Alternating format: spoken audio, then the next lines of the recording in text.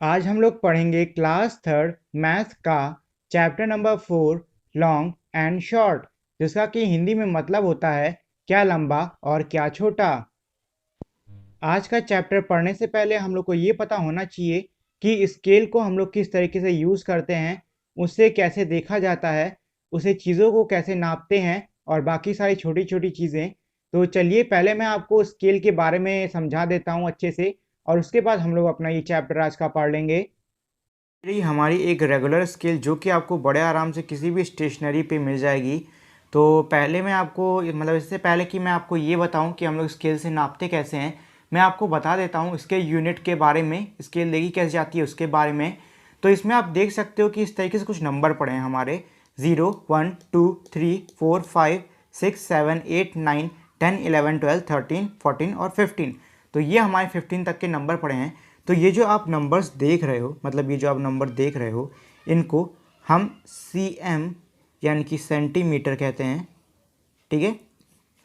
और ये जो छोटे छोटे आपको लकीरें दिख रही हैं, बहुत सारी छोटी छोटी लकीरें नहीं दिख रही हैं आपको ये इन नंबरों के बीच में, तो इस लकीरों को हम लोग mm यानी कि मिलीमीटर कहते हैं। मिलीमीटर सेंटीमीटर से छोटा होता है। 1 सेंटीमीटर में हमारे 10 मिलीमीटर होते हैं। अभी मुझे पता है आपको बहुत कन्फ्यूज़न लग रही होगी कि ये मिलीमीटर क्या है और ये 10 मिलीमीटर क्या है, पर चिंता मत करिए, जैसे जैसे आप पढ़ते जाएंगे वैसे वैसे आपको समझ में आता जाएगा। फिलहाल हमारे आज के चैप्टर में मिलीमीटर पे उतना है नहीं, लेकिन तभी मैं आपको थोड़ा बहुत बता दूंगा। और एक और चीज़ जो कि आपको ध्यान रखनी है कि जब भी हम स्केल को मेजर करेंगे, मतलब किसी भी चीज़ को अगर हम नापेंगे, तो हम उसके एक हिस्से पे ये जो ज़ीरो वाला आपको हिस्सा दिख रहा है, मतलब ज़ीरो वाला नंबर दिख रहा है, यहाँ से स्टार्ट करते हैं नापना। कभी यहाँ से नहीं स्टार्ट करते हैं, ये आपका गलत है। हम हमेशा ये जो ज़ीरो वाला नंबर है इसके सीधे की जो हमारी लकीर दिख रही है, यहाँ से नापना स्टार्ट करेंगे। उदाहरण के लिए मान लीजिए ये मैंने एक वायर ले ली है जिसको कि हम लोग नाप के मैं आपको बताता हूँ। ये थोड़ी आड़ी टेढ़ी है, लेकिन चलिए हम इस काम चला लेंगे। तो ये मैंने इसके एक हिस्से पर रख दिया ज़ीरो, या आप देख सकते हो इसके एक हिस्से पर रख दिया मैंने ज़ीरो। अब हमें देखना है कि दूसरा हिस्सा कहाँ तक गया है। तो इसका जो दूसरा हिस्सा है वो आप देख सकते हो हमारा 8 तक गया है। मतलब ये है कि ये जो हमारी पूरी वायर है, मतलब ये जो आपको हमारी पूरी वायर दिख रही है, ये हमारी 8, मैंने क्या बताया था कौन सी यूनिट में ये नापता है, cm यानी कि सेंटीमीटर में। तो ये हमारी 8 सेंटीमीटर की है। ठीक है। तो ये तरीका होता है हमारा नापने का। कभी भी ध्यान रखिएगा, कभी भी नंबर को नापते वक्त आपको हमेशा ज़ीरो पे रखना है। कभी भी इसको 1 पे, 2 पे, 3 पे, 4 पे या फिर किसी और पे रख के मत शुरू कर दीजिएगा, नहीं तो एकदम गलत हो जाएगा। सही तरीका हमेशा ये होता है कि आप ज़ीरो पे रखो, ठीक है, और उसके बाद जहाँ तक है वहाँ तक नाप डालो। ठीक। अब देखिए, अब मैंने आपको मिलीमीटर क्यों बताया था, अब मैं आपको बताता हूँ। कभी कभी क्या होता है कि आपको क्या डायग्राम मिल जाएगा इस तरीके से एक स्केल का, और उस स्केल में काफ़ी सारी ऐसी लकीरें खींची रहेंगी। ठीक है। अब वो यहाँ पे कोई चीज़ ऐसी बना देंगे और कहेंगे कि पता करो कि ये जो चीज़ है इसकी लेंथ कितनी है, मतलब ये कितनी लंबी है। अब देखिए इसमें परेशानी लोगों को क्या होती है, परेशानी लोगों को ये होती है कि अब इसको हम नापे तो नापे कैसे। ये स्केल के स्टार्ट में भी नहीं रखी, ना ही स्केल के एंड में रखी है। तो देखिए ये देखने का सबसे अच्छा तरीका होता है, आपको पता है कि हमारे इन दो डंडियों के बीच में 10 छोटी डंडियाँ होती हैं, मतलब ऐसी जो छोटी डंडियाँ नहीं होती हैं वो हमारी 10 होती हैं, और एक डंडी हमारी 1 मिलीमीटर के बराबर होती है। मतलब जो 10 डंडियाँ हैं ये हमारी 10 मिलीमीटर के बराबर होंगी। और मैंने आपको बताया था कि 10 मिलीमीटर हमारा 1 सेंटीमीटर के बराबर होता है। मतलब ये है कि अगर कोई भी ऐसी मतलब कोई भी ऐसा ऑब्जेक्ट रखा है, इसका मतलब ये है कि ये ऑब्जेक्ट हमारी 10 छोटी डंडियों के बराबर है, मतलब कि ये ऑब्जेक्ट हमारा 1 सेंटीमीटर के बराबर है। ठीक है। एक तो ये तरीका हो गया हमारा बीच की चीज़ों को देखने का।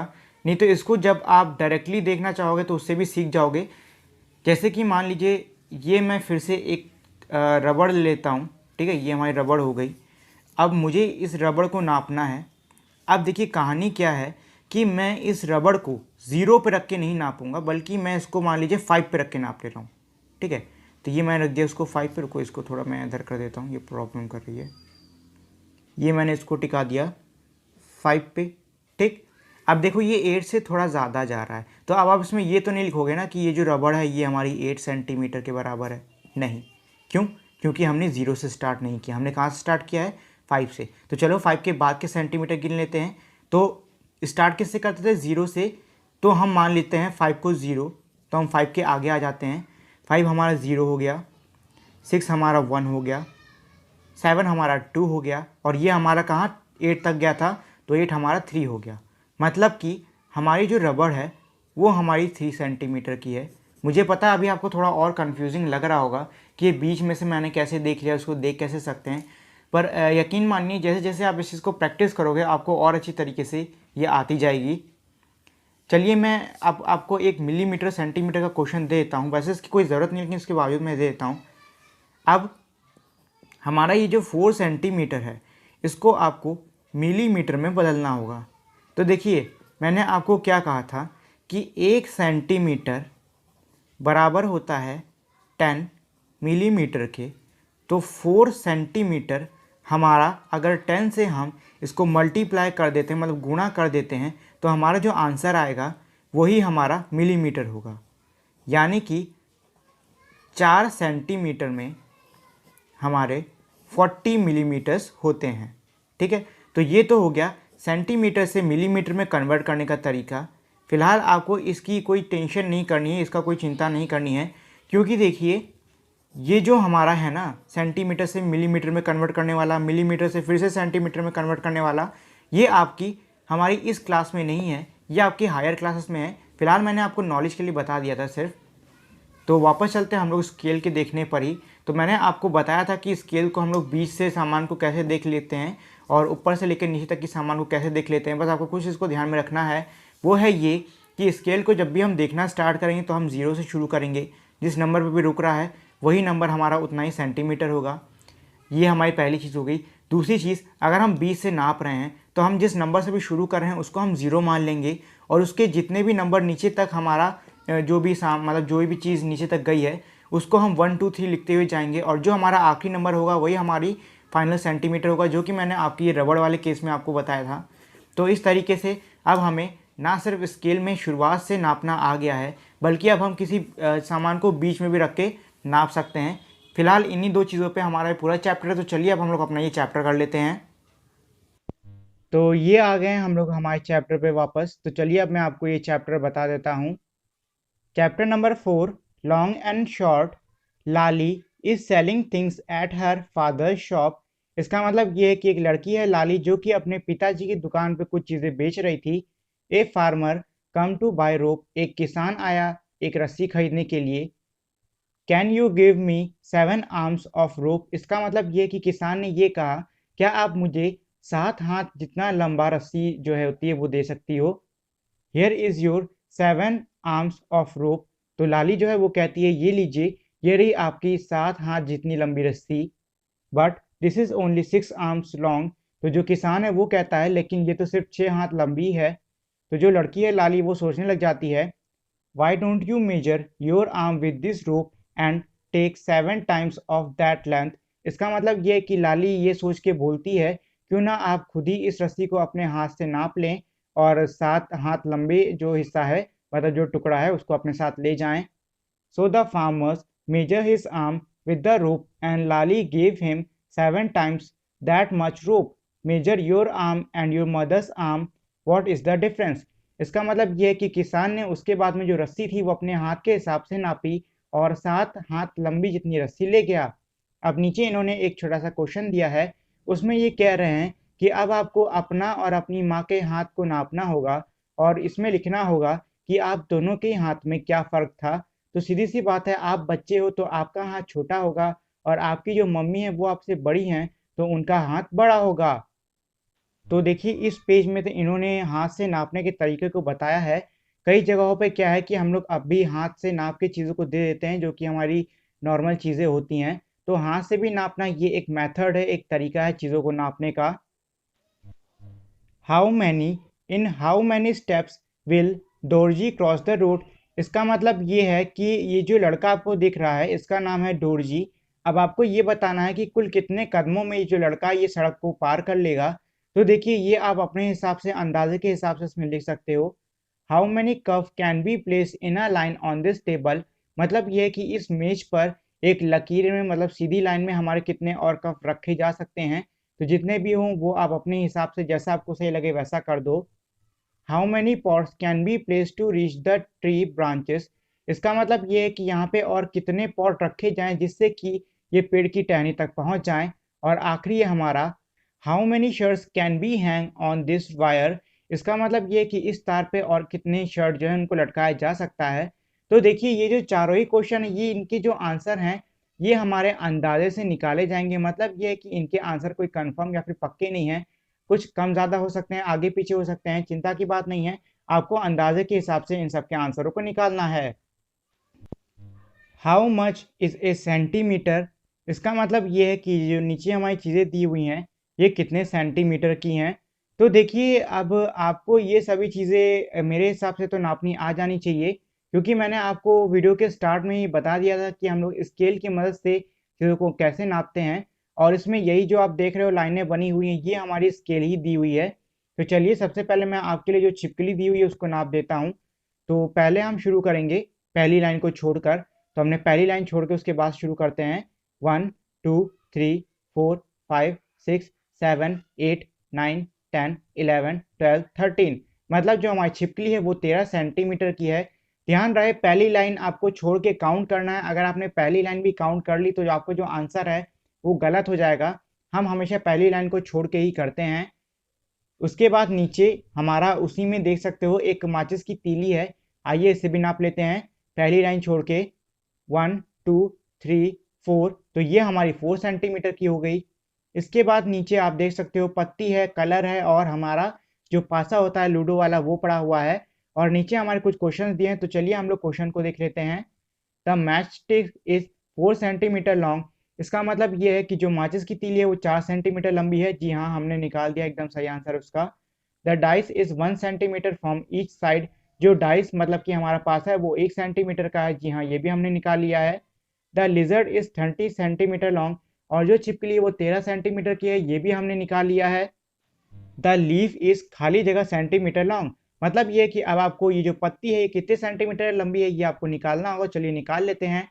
पहली लाइन छोड़ देंगे जहां से मतलब हमारी पत्ती शुरू है, तो उसकी पहली लाइन छोड़ दिया, चलिए छोड़ देते हैं। उसके बाद से गिन लेते हैं 1 2 3 4, मतलब ये जो हमारी पत्ती है ये हमारी 4 सेंटीमीटर की है। इसके बाद है द वैक्स कलर इज, मतलब ये जो हमारा आपका जो हल्का भूरा जो रंग पे लिखा नहीं है वो वाला रंग हमारा कितना लंबा है। तो इसमें भी पहली लाइन छोड़ देते हैं, उसके बाद से काउंट करते हैं 1 2 3 4 5 6 7, यानी कि हमारा जो वैक्स कलर है वो 7 सेंटीमीटर का है।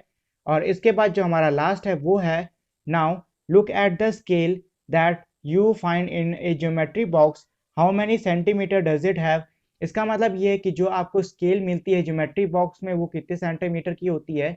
तो मैंने जब क्लास के स्टार्ट में आपको वीडियो अलग से बना के दिखाई थी तो उसमें मैंने आपको बताया था कि जो स्केल है वो हमारी 15 यानी कि 15 सेंटीमीटर की होती हैं। तो यही हमारा इसका आंसर है। The small scale that you mostly use in school is like this one, इसका मतलब ये है कि जो आप लोग विद्यालय में ज़्यादातर स्केल को इस्तेमाल करते हैं वो हमारी कुछ इस प्रकार की होती है। तो ये आपका एक डायग्राम दिया हुआ है स्केल का जिसमें कि हमारे 0 से लेकर 15 सेंटीमीटर तक के सारे नंबर दिए हुए हैं। और साथ ही में आप देख सकते हो कि उसमें 4 चीज़ें भी दी हैं, एक है हमारी पिन, दूसरी है सेफ्टी पिन, फिर ये एक हमारा पता नहीं क्या दिया हुआ है और आखिरी हमारी कील है। तो सभी की लेंथ भी दी हुई है। Is it easier to start measuring from the zero mark, इसका मतलब ये है कि क्या जीरो से जो हम लोग चीज़ों को नापते हैं उनको नापना आसान होता है। तो सीधी सी बात है आसान होता है, क्योंकि आपको पता है कि जीरो से नापने पे आप जिस भी नंबर पे रुकोगे वही हमारा इसका आंसर होने वाला है, मतलब वही हमारी सही मेजरमेंट होने वाली है। नहीं तो अगर आप स्केल के 20 से शुरू करोगे तो आप जिस नंबर से शुरू हुए हो उस पर आपको जीरो मान के आगे गिनना पड़ेगा, जिसमें कि थोड़ा बहुत टाइम लग जाएगा।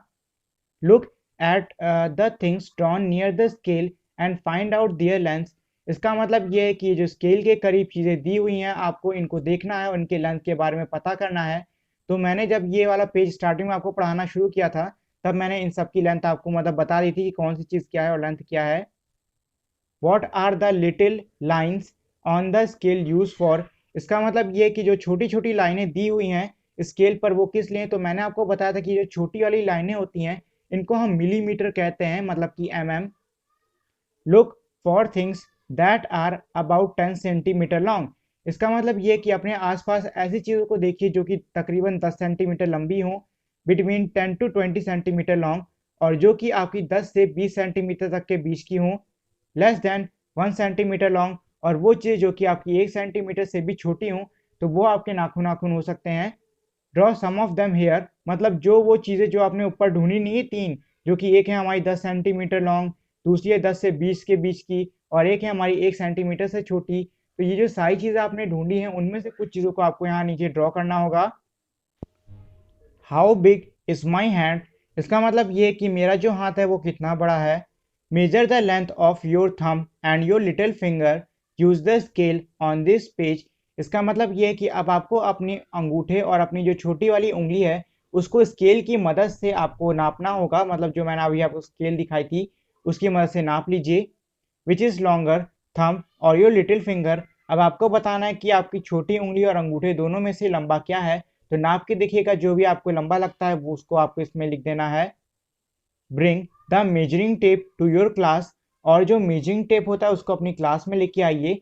देखिए मेजरिंग टेप हमारा स्केल जैसा ही होता है, बस फर्क ये है कि जो मेजरिंग टेप है वो टेप की तरह होता है, जैसे कि टेप हमारी स्केल क्या होती है, सख्त होती है, लेकिन जो मेजरिंग टेप है वो हमारा बड़े आराम से मुड़ मुड़ जाएगा। बस फर्क ये है कि जो हमारी स्केल होती है छोटी वाली उसमें 15 सेंटीमीटर तक ही दिया होता है, जबकि जो मेजरिंग टेप है उसमें 100 150 और 200 सेंटीमीटर तक के दे रखे होते हैं। Guess the length of the different parts of your body and check if your guess is correct. You can use a scale, string, measuring tape, etc. इसका मतलब ये है कि अब आपको अपने शरीर के अलग अलग अंगों को नापना होगा और देखना होगा कि आपके वो अंग कितने लंबे हैं, और इन सबको नापने के लिए आप किसी धागे का, मेजरिंग टेप मतलब जो नापने वाला टेप होता है उसका, या फिर स्केल का इस्तेमाल कर सकते हो। तो ये हमारे इस पेज में पूरी टेबल दी हुई है। तो ये इन्होंने दे दिया है कि पहले आप अपनी नाक को नापो कितने सेंटीमीटर की है, फिर अपने दोस्त की नाक को नापो, इसी तरीके से उसकी कलाई, उसके सिर, उसके कान और उसके हाथों को नापो, और उसके बाद नीचे दिया है कि अब आपको कंपेयर करना होगा। और कंपेयर किन किन चीज़ों को करना है, जैसे कि किसका बड़ा सिर है और किसका छोटा सिर है, किसके हाथ लंबे हैं किसके हाथ छोटे हैं, किसकी नाक लंबी है और किसके कान लंबे हैं, और आखिरी हमारा कि किसके नाखून 1 सेंटीमीटर से ज़्यादा लंबे हैं। How long is a metre. अब देखिए इस पेज में हमारी एक नई यूनिट के बारे में बताया गया है जो कि है हमारी मीटर। इससे पहले हम लोगों ने सेंटीमीटर यानी कि सीएम और मिलीमीटर मतलब कि एमएम के बारे में पढ़ा था। अब हम लोग एम यानी कि मीटर के बारे में पढ़ेंगे। तो हमें पता था कि जो स्केल में छोटी छोटी लकीरें होती हैं सबसे छोटी वाली वो हमारी मिलीमीटर होती हैं। इसके बाद आता था सेंटीमीटर, तो हमें पता था कि 1 सेंटीमीटर में 10 मिलीमीटर होते हैं। इसके बाद आ गया मीटर। तो देखिए मीटर में हमारे 1 मीटर के अंदर 100 यानी कि 100 सेंटीमीटर यानी कि 100 सीएम होते हैं। तो ये जो हमारा ऊपर दिया ये तो एक बस एक छोटी सी स्टोरी है, इसका कोई मेन मोटिव नहीं है। तो चलिए मैं आपको नीचे से पढ़ाना शुरू करता हूँ, जो कि है let us make a metre rope. अब देखिए आपने इसमें मीटर के बारे में पढ़ा था, अब ये मीटर रोप बनाने की बात कर रहे हैं। जिस तरीके से सेंटीमीटर टेप होता है या फिर मेजरिंग टेप होता है, जिसमें कि सेंटीमीटर में हमारे काफ़ी सारे नंबर लिखे होते हैं, और मैंने आपको बताया था वो नंबर हमारे काफ़ी सारे सेंटीमीटर के होते हैं, मतलब स्केल की तरह 15 सेंटीमीटर तक नहीं होंगे। हो सकता है वो 60 सेंटीमीटर के हों, 100 सेंटीमीटर के हों, 150 सेंटीमीटर के हों। इसी तरीके से हमारा मीटर रोप भी काम करता है। मीटर रोप निकालने का तरीका बहुत ही आसान होता है। पहली चीज़ तो ये कि आपको 1 मीटर किसी भी चीज़ को नाप लेना है। मान लीजिए आपने एक रस्सी ली, उसको 1 मीटर नाप लीजिए, और 1 मीटर जहाँ पे ख़त्म हो रहा है वहाँ पर एक गाँठ बना दीजिए। अब आपके पास एक मीटर रोप तैयार है। अब आप चाहो तो उसमें ऐसे ही करके और भी कई सारे मीटर लिख सकते हो, मतलब meter number 1, meter number 2, meter number 3, ऐसे करके जितने चाहे उतने मीटर लिख लो। अब इसी तरीके से हमारी जो मीटर रोप है वो तैयार हो गई है। और एक चीज़ का आपको बहुत अच्छी तरीके ध्यान देना है, वो है ये कि जब आप गांठ लगा रहे हो तो एक चीज़ पक्का करना कि जो दो गांठें हैं उनके बीच की जो डिस्टेंस है वो हमारी 1 मीटर के बराबर होनी चाहिए, क्योंकि अगर वो 1 मीटर से कम हुई तो हमारी जो मीटर रोप है वो खराब हो जाएगी, वो एकदम सही बिल्कुल भी नहीं बन पाएगी। और आगे बढ़ने से पहले मैं आप लोगों से एक रिक्वेस्ट करना चाहूँगा, वो है ये कि अगर आप लोगों ने अब तक इस वीडियो को लाइक और शेयर नहीं किया है तो इस वीडियो को लाइक और शेयर कर दें, और अगर आप मेरे इस चैनल पर नए हो तो सब्सक्राइब करके बेल आइकन को भी दबा दें, जिससे कि आपको मेरे चैनल के सारे अपडेट्स जल्द से जल्द मिल सकें। Guess and check. Activity number 1, find some things that look 1 metre long. इसका मतलब ये है कि अब आपको इसमें कुछ ऐसी चीज़ों को ढूंढना होगा जिनको कि देखने पे लगता हो कि ये चीज़ें हमारी 1 मीटर लंबी होंगी। Use your metre rope to find which of these things are more or less then 1 metres. इसका मतलब ये है कि अब आपको आपने जो हमारे इससे पहले वाले पेज में जो मैंने आपको बताया था कि आपको रोप मीटर बनानी है, वो जो आपने रोप मीटर बनाई है उसी की मदद से अब आपको जो चीज़ें उनको नापना होगा, और ये चीज़ पता करनी होगी कि वो कौन कौन सी चीज़ें हैं जो कि हमारी 1 मीटर से ज़्यादा हैं या फिर 1 मीटर से कम है। तो हमारे नीचे चीज़ों के नाम दिए हैं जो कि हैं length of a door, sorry length of a table, मतलब कि एक जो हमारी टेबल होती है इस पे हम लोग चाय कॉफ़ी पीते हैं रख के, उसकी लेंथ, तो उसकी लेंथ आप रस्सी पे नाप सकते हो रस्सी के हिसाब से। तो आपको बताना है कि उसकी जो लेंथ है वो 1 मीटर से ज़्यादा है या फिर 1 मीटर से कम। उसके बाद है विड्थ ऑफ अ टेबल, मतलब कि कोई मेज है उसकी जो मोटाई नहीं होती उसको नापना है आपको। फिर है विड्थ ऑफ अ डोर, मतलब कि दरवाजे की मोटाई। और आखिरी है हमारा लेंथ ऑफ अ डोर, मतलब कि एक दरवाजे की लंबाई। तो देखिए, जो जो चीज़ें हमारी 1 मीटर से ज़्यादा हों उनमें 1 मीटर मोर देन 1 मीटर में टिक कर दीजिए, और जो जो चीज़ें हमारी 1 मीटर से कम हैं उसमें आप लेस देन 1 मीटर में टिक कर दीजिए।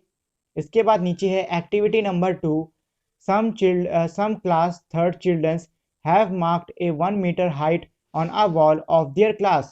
You can also mark 1 meter on your class wall. इसका मतलब ये है कि कुछ क्लास थर्ड मैथ्स के हमारे बच्चे थे जिन्होंने अपनी कक्षा की जो दीवार है उस पर 1 मीटर पे इन्होंने एक निशान लगा दिया है, और नीचे ये कह रहे हैं कि अगर आप लोग चाहो तो आप लोग भी अपने क्लास में इस तरीके से निशान लगा सकते हो। वैसे मैं इसकी सलाह नहीं दूंगा, क्योंकि अगर आप लोग स्कूल की दीवारों पे कुछ भी रंगते या फिर पोते पाए जाते हैं तो आपको इसकी पनिशमेंट मिल सकती है। इसीलिए अगर आपको ये करना है तो अपने घर में करिए। अब इसमें ये कह रहे हैं कि आपको ऐसे ही एक जो चार्ट लिखा हुआ है वैसे ही एक चार्ट बनाना होगा, और उसमें आपके दोस्तों की हाइट उस हिसाब से लिखनी होगी। जैसे कि इसमें बता रहे हैं कि इन्होंने कहा है कि कोई बच्चा है जिसका नाम है शंभू, तो जो शंभू है उसकी हाइट हमारी 1 मीटर से ज़्यादा लंबी है, तो इन्होंने लिख दिया टॉलर। देखिए, अगर किसी की हाइट 1 मीटर से ज़्यादा लंबी है तो उसमें लिखो टॉलर, अगर 1 मीटर से छोटी है तो उसमें लिखो शॉर्टर, और अगर वो 1 मीटर के बराबर है तो उसमें लिख दो इक्वल। तो इन्होंने इसमें लिख दिया है शंभू, जो कि हमारा टॉलर है, मतलब कि 1 मीटर से ज़्यादा लंबा है। और कितना लंबा है तो वो इन्होंने यहाँ पे सेंटीमीटर में लिख दिया है, तो वो हो गया 4 सेंटीमीटर। मान लीजिए कोई एक ऐसा बच्चा था जो कि हमारा कम था, मतलब कि 1 मीटर से छोटा था, तो आपको बताना होगा कि वो 1 मीटर से कितने सेंटीमीटर छोटा है। तो सबसे पहले तो जहाँ आपने टॉलर लिखा है वहाँ आप लिखोगे शॉर्टर, और जितने सेंटीमीटर छोटा हो वो आपको यहाँ आंसर में लिख देना है। और अगर वो बच्चा इक्वल हो 1 मीटर के, तो बच्चे का नाम जहाँ पे लिखा है टॉलर शॉर्टर वहाँ पे आपको लिखना है इक्वल, और जो डिस्टेंस में दी हुई थी how many centimetre more or less, तो वहाँ पे आपको लिख देना है 0। तो ये आप देखिए कि इस पेज में हमारी एक और नई यूनिट आई है जो कि है किलोमीटर, यानी कि km। इसमें आपको जो ध्यान देने वाली चीज़ है वो है ये कि 1 किलोमीटर यानी कि 1 km में हमारे 1000 m यानी कि 1000 मीटर्स होते हैं। Now look at the distance between these places. इसका मतलब ये है कि इन जो जगहें हैं इनके बीच की दूरी को देखिए। तो ये जो हमारे ऊपर इमेज दी हुई है इसी के हिसाब से आपको दूरी बतानी है। इसमें Agra Cantt railway station to Taj Mahal 5 kilometres, Taj Mahal to Agra fort 2 kilometres, Agra fort to Fatehpur Sikri 40 kilometres. इसका मतलब ये है कि जो रेलवे स्टेशन है आगरा कैंट उससे ताजमहल की दूरी है 5 किलोमीटर। ताजमहल से जो आगरा का किला है उसकी दूरी है 2 किलोमीटर की, और जो आगरा का किला है उससे और फतेहपुर सीकरी की दूरी है 40 किलोमीटर की। Now find from the map. इसका मतलब ये है कि जो ऊपर आपको छोटा सा नक्शा दिया हुआ था, अब आपको उसी नक्शे की मदद से चीज़ों को ढूंढना होगा। Which is farthest from Agra Cantt railway station, Taj Mahal और फतेहपुर सीकरी। इसका मतलब ये है कि अब आपको बताना होगा कि आगरा कैंट रेलवे स्टेशन से ज़्यादा दूर क्या है, फतेहपुर सीकरी या फिर ताजमहल। तो आंसर हमारा सीधी सी बात है फतेहपुर सीकरी होगा, क्योंकि वो बहुत ही ज़्यादा दूर है। शो द रेलवे लाइन, इसका मतलब ये है कि ये जो आपको क्रिस क्रॉस लाइनें दिख रही हैं, ये हमारी पटरियां दिखा रही हैं। Which of this is the nearest to the railway line, इसका मतलब ये है कि इनमें से कौन सी चीज़ है जो कि हमारी पटरी के बहुत ही करीब है। और हमारी चीज़ें हैं Babarpur forest to Taj Mahal, Agra fort और Taj Mahal. Which is closest to the river Yamuna. तो इसमें थोड़ी कटिंग होगी अच्छे से, ठीक है, थोड़ा cut cut cut cut cut cut cut cut cut cut cut cut cut. मैं जो पटरी वाला है उसके बाद से बता रहे हैं, पट्टी से बता रहा हूँ, चलो पट्टी से बता देता हूँ, ठीक है, पट्टी से बता रहा हूँ, cut cut cut cut cut. Shown the railway lines, इसका मतलब ये है कि ये जो क्रिस क्रॉस आपको लकीरें दिख रही हैं, ये हमारी रेलवे की पटरी दिखा रही हैं। Which of these is the nearest और द रेलवे स्टेशन, इसका मतलब ये है कि नीचे जो हमारी मतलब ऊपर जो हमारे नक्शे में चीज़ें दी हुई हैं, उनमें से ऐसी कौन सी चीज़ है जो कि हमारे रेलवे स्टेशन के सबसे ज़्यादा करीब होगी। तो आपको बताना है कि वो कौन कौन सी है। बाबरपुर फॉरेस्ट और ताजमहल, मतलब कि बाबरपुर जो जंगल है वो, या फिर ताजमहल, आगरा फोर्ट और ताजमहल मतलब कि जो आगरा का किला है वो, या फिर ताजमहल। तो इन दोनों में से जो भी आंसर हो वो आपको अपने हिसाब से टिक कर देना है। Which is the closest to the river Yamuna, इसका मतलब ये है कि इनमें से सबसे करीब यमुना के कौन है। तो हमारे जो दो ऑप्शन दिए हैं वो हैं ताजमहल और द रेलवे स्टेशन। तो सीधी बात है ताजमहल ही होगा, क्योंकि ताजमहल हमारा जस्ट यमुना के ही बगल में है। Match the correct length, draw lines to match each pictures with how long it can be, इसका मतलब ये है कि आपको जो तस्वीरें दी हुई हैं उनको उन लेंथ मतलब कि उन लंबाई से मिलाना होगा जिनको कि आपको लगता है कि हाँ ये चीज़ें इतनी लंबी हो सकती हैं। जैसे कि सबसे पहले आपको दिख रहा है एक अर्थवॉर्म है, मतलब कि एक केचुआ है। तो जो हमारा केचुआ होता है वो तकरीबन 10 सेंटीमीटर तक लंबा हो सकता है। इसके बाद है हाइट ऑफ अ चाइल्ड, मतलब एक बच्चे की हाइट। तो देखिए जो हमारे बच्चे हैं वो छोटे होते हैं, मतलब उनकी ज़्यादा हाइट नहीं होती, तो वो तकरीबन 1 मीटर जितने लंबे हो सकते हैं। इसके बाद है height width of a finger nail, मतलब कि जो फिंगर होती है, मतलब फिंगर नेल हमारी होती है, उसकी जो चौड़ाई है तो वो हमारी 1 सेंटीमीटर के करीब होती है। फिर है लेंथ ऑफ अ साड़ी, मतलब जो साड़ी की लेंथ है वो हमारी तकरीबन 5 मीटर के आसपास होगी।